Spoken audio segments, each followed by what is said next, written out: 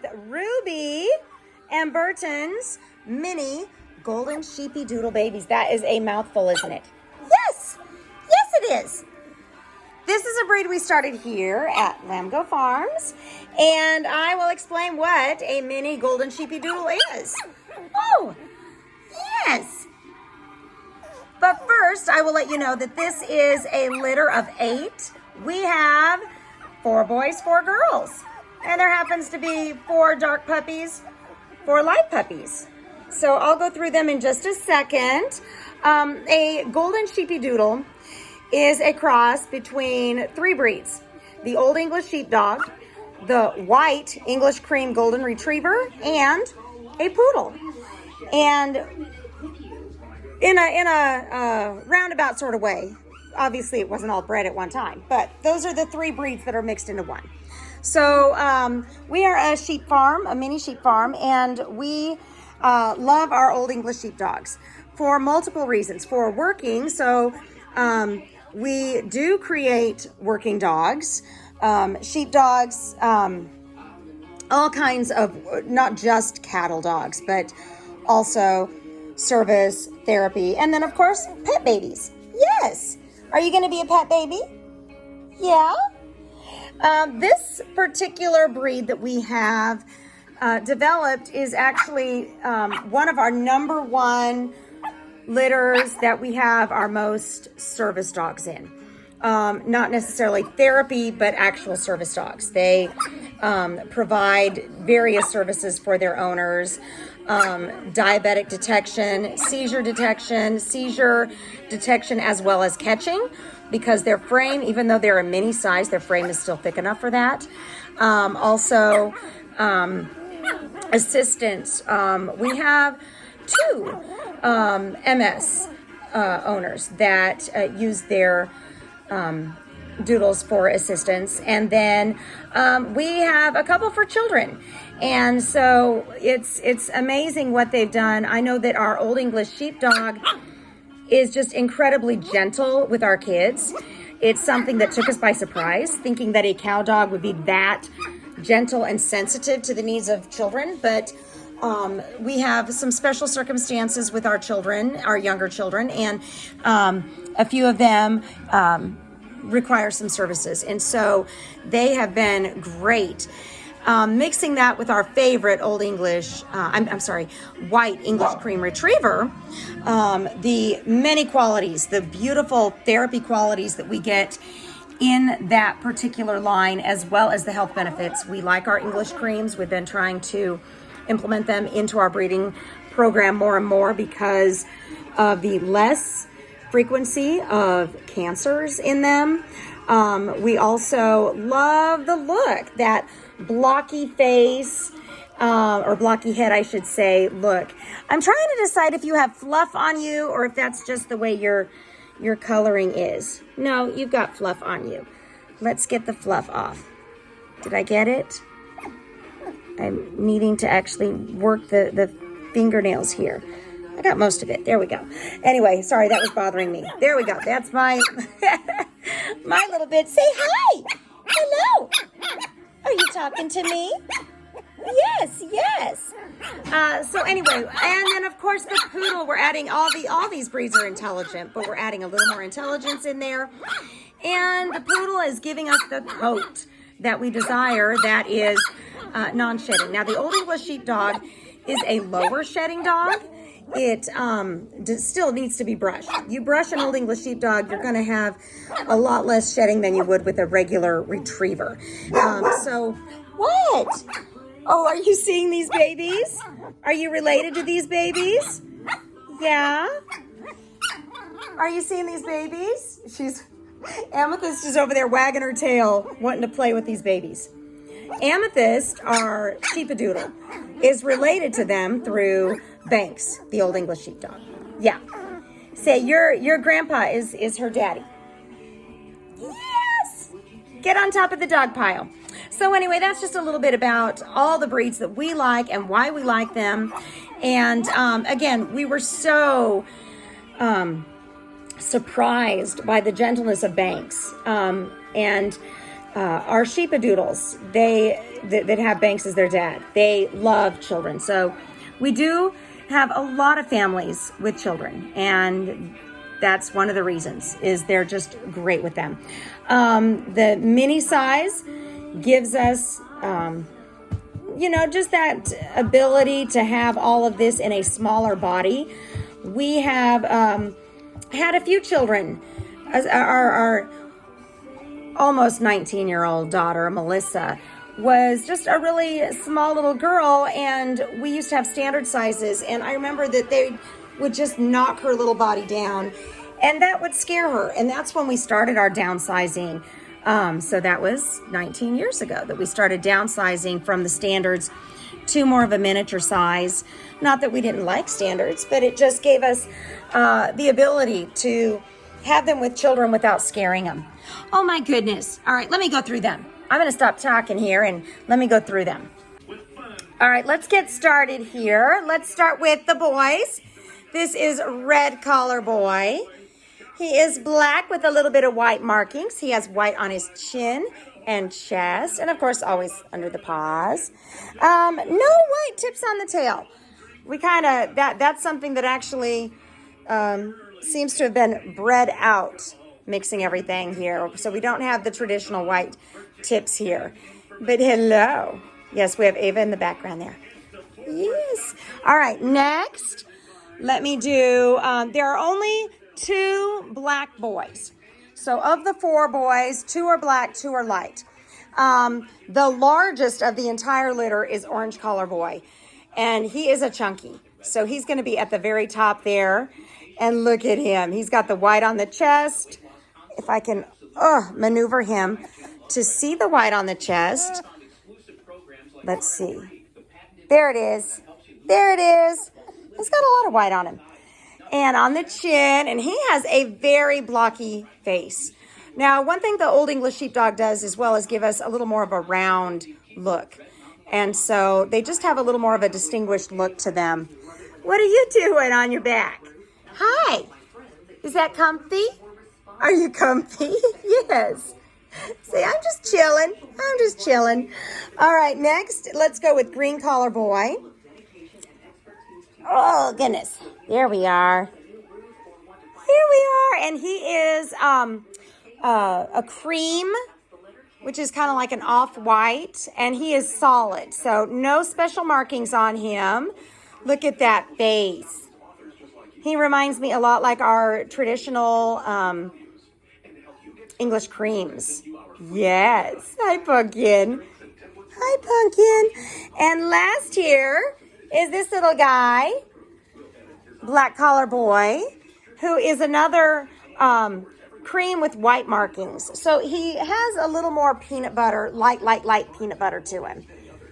I guess I would call him, he's still a cream. He's not quite a peanut butter. He really isn't. He's not quite there. No, he's still a cream. But look at right now he has darker ears and the white on the chest and the face there. And see how I was looking at other litters? I don't know if you saw my other videos where I was talking about the dogs that just kind of hang like Jell-O. See how he's kicking there? That lets us know, look, he wants his security. He wants me to put... And those are just some little telltale signs that we're all going to take into consideration when we do our temperament testing. Yes.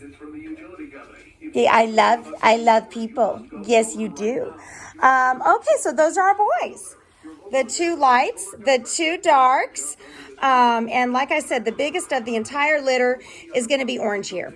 So orange, our mini range is between 20 and 30, and he's going to be 30. He may, if he eats well enough, go a little over that. So just something to note there. Hi.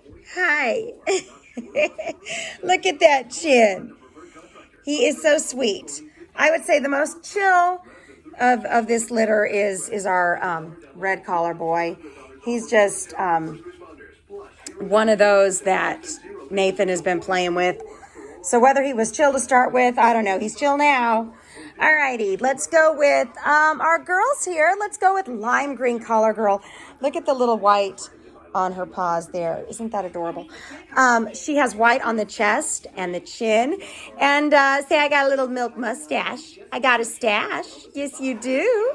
She's got a little bit of curliness right there in the front, but these will all be a wavy coat. Now, the one thing that I'm noticing, and one thing we have noticed with some of our ruby litters is the black can tend to chocolate a little bit.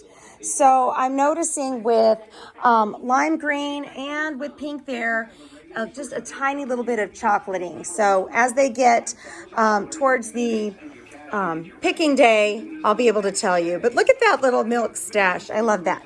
All right. And she's on the smaller side. Next up is Pink Collar Girl, who is just a little bit larger than lime green. And she has a tiny, tiny smidgen of white on the chest, but that's it. No white markings on the face. Are you tired? Are you tired? Do you want to go night-night?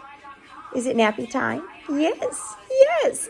All right, next let's do Purple Collar Girl. And Purple Collar Girl is our one true peanut butter of the litter. And she has a little bit of white there on the chest and on the chin and on the top of the nose. So a little bit of white markings, not as prominent as Black Collar Boy, but you can see the difference as she gets older here, and the peanut butter is getting darker, and you can see that white standing out a little more. Hi. Oh my goodness, you're sweet. All right, see how we're jello? Yeah, I'm just a jello. So she's just kind of naturally chill. Who was that? Who was doing that? I don't know which litter that came from. All right, did I get all the girls? No. Turquoise Collar Girl, because you're just laying here. So now you can see the difference between the peanut butter and the creams here.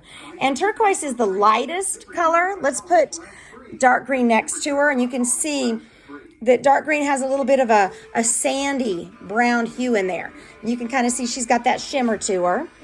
Hi, buddy. Hi. Hi.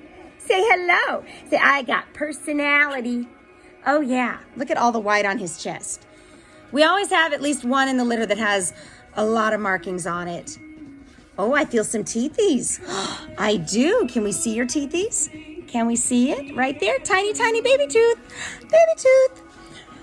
Oh, and just something that, you know what? I fail to mention this a lot. Baby teeth, like human teeth, do come out. So when you take your puppy home and after a few months you notice a tooth coming out, that's okay. That's just a baby tooth. I get some phone calls or texts of panicky parents, and it's my fault because I failed to mention that. That's one of those things I need to touch on. We need to touch on teeth one of these days. All right, Turquoise Collar Girl. It is an ever so small dab of white there. But otherwise, she is a solid cream baby. And look at that. She's got it all. She's got the blockiness, but she also has that Old English Sheepdog roundness to her. And she's got, like I've said at many of our litters, kind of a shimmer. And a shimmer is like a glistening that happens when the sun catches it. There's some light tipping on the very edges that you can see. Oh my goodness, we're not going to do too much now, are we? Well, that's not too bad. Did I even mention how old they are? They're 4 weeks old, or about to be 4 weeks old. We're just a day shy of it. And so, you know, they're a few days younger than some of the others. Oh, look at you. Are you grooming your brother? Yeah, are you being nice, or are you trying to get comfy there? Anyway, so during week 4, we have another deworming preventative. Oh, you fell. You fell. Come here. Come here. And we do that every 2 weeks until they go home. And then we have next week already is our selection process. So the selection for this litter is actually a little early in order to fit everybody in. And the fact that they are just a little more of a mature litter, I decided to go ahead and we would do them a little earlier. So they're being selected at 5 weeks instead of 6 weeks, which is just fine. It's just that our temperament testing is going to get to you just a few days before. So they're going to you'll have their temperament testing. Most likely it'll be Thursday and not Wednesday. What are you doing? You are hilarious. Yes, you are. So you'll get that, and there will be one other video before picking. So you just have this video and one other video before your selection process, and that is going to be on the 28th. We still have some picking spots available in this litter, so this also allows us the opportunity to let you know who is remaining, so that everybody gets a home before it's time to go home. As far as, I'm going to be emailing some puppy picking information so that you know what to expect for your picking appointment. We recommend having a scented item from your home that you can bring with you. So this can be an old t-shirt, a towel, a blankie.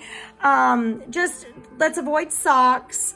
A stuffed animal is fine, but typically something more like a blanket is a little more recommended. I actually really like the blankets you can get, pick up at Walmart. They're thin.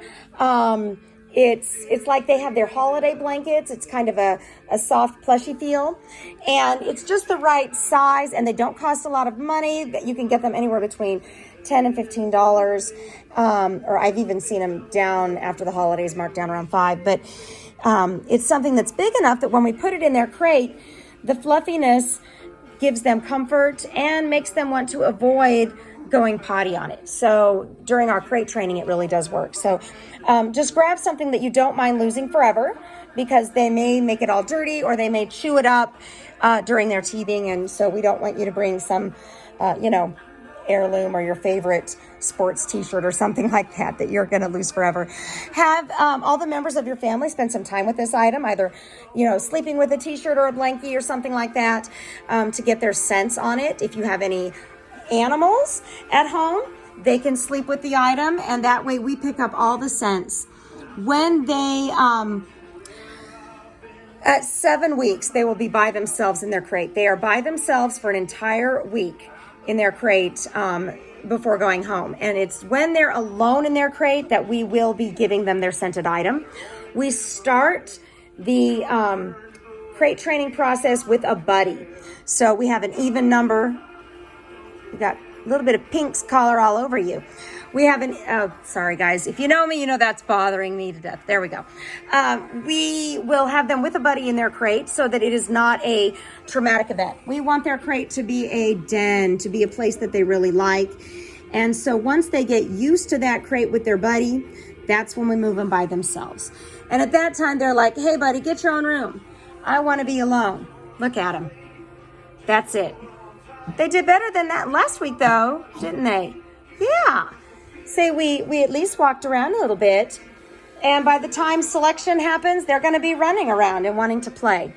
I will be sending out that information for picking to kind of also let you know, first of all, you'll have directions to our house. For those who have been following us for a while, please make a note. We have moved. We are no longer in Venus. We are in Red Oak. So it's about a 25-minute difference from where we were before. If you are down south, like around the Houston area, we're probably a little closer to you now. So just take a look at the address so that you have directions to our new place. Anyway, I have a little bit that I'll be writing about what you can expect, how to prepare for the appointment, and bringing children, things like that. This is just so soft. Oh my goodness. I can't wait for you guys to touch them and feel the softness. Say we're just soft, plump babies. And now they are down for the count, guys. So I am going to let you go. And their pictures have already been posted, so you should be able to see all that. And we will talk to you guys at picking. Have a good weekend.